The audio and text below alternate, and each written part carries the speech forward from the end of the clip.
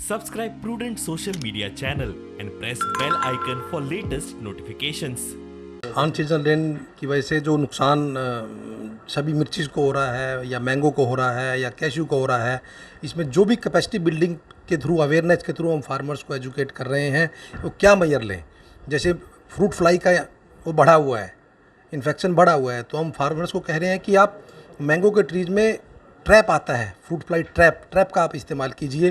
बाकी एक बार अगर इन्फेक्शन स्टार्ट हो गई है और अगर फार्मर्स केमिकल कुछ डाल रहा है और इनऑर्गेनिक केमिकल्स, तो उसका भी यूज़ कर सकता है। अगर वो प्योरली ऑर्गेनिक फार्मर है तो उसको जो नीम बेस्ड केमिकल्स है या ऑर्गेनिक केमिकल्स है उनका इस्तेमाल करें।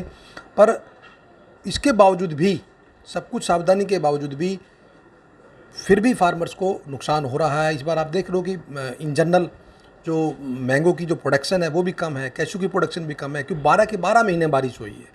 बारिश होने से क्या हो रहा है, फ्लावर की ड्रॉपिंग हो जा रही है। बारिश आ रही है तो साथ में हवा भी आ रही है, विंड आ रही है। विंड की वजह से फ्रूट ड्रॉप बहुत हो रहा है, पेड़ भी गिर रहे हैं, झाड़ भी गिर जा रहा है, फल भी गिर जा रहे हैं। वाइट फ्लाई का इन्फेस्टेशन बहुत है, फंगस की इन्फेक्टेशन बहुत है। तो निश्चित रूप से जो क्लाइमेट चेंज है और उसकी वजह से नुकसान हो रहा है। इसीलिए 3 दिन का हमने कैसे कोस्टल एग्रीकल्चर को सेल्फ रिलायंट बनाया जाए, कैसे क्लाइमेट प्रूफ दिया जाए, और कुछ टेक्नोलॉजी हम बता रहे हैं।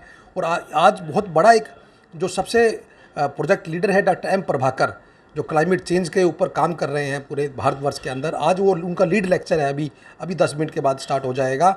और हमें ये बताएंगे कि कौन सी टेक्नोलॉजी है जिससे फार्मर्स को क्लाइमेट प्रूफ बनाया जा सकता है, कौन सी टेक्नोलॉजी है, कौन सी वैरायटी इसमें बोई जाए, या कौन सा कैसे चेंज किया जाए, वो सोइंग टाइम में चेंज किया जाए या हार्वेस्टिंग टाइम में चेंज किया जाए, कौन के केमिकल्स और नए मार्केट में लाए जाए, उस पर सब हम लोग मंथन करेंगे। 2-3 दिन मंथन करेंगे। उसके बाद जो भी इशूज निकलेंगे, कैसे फार्मर्स को क्लाइमेट रेजिलिएंट बनाया जाएगा, एग्रीकल्चर को कैसे उसकी इनकम को सस्टेन किया जाए, उस पर जो भी रिसर्चेबल इशूज निकल के आएंगे इस 3 दिन के मंथन पे, सिंपोजियम के बाद हम उस पर रिसर्च करना स्टार्ट करेंगे, या रिसर्च जो कर रहे हैं उसको हम स्ट्रेंथन करेंगे।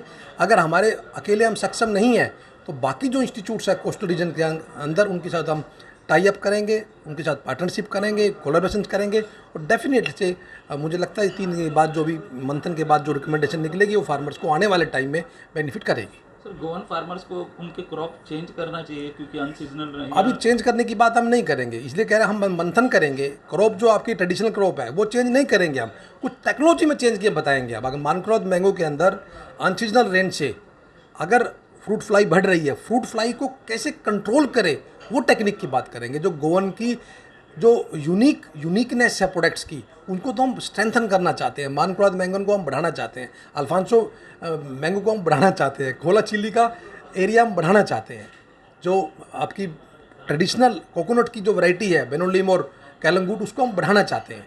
वो यहाँ की यूनिकनेस है और बहुत बढ़िया उनका टेस्ट है, वो हम ख़त्म नहीं करना चाहते, उनको हम बढ़ाना देना चाहते हैं। पर बढ़ाने के साथ कैसे उसका किसान का मुनाफा बढ़े, कैसे उसकी इनकम बढ़े, उन पे बात करेंगे हम।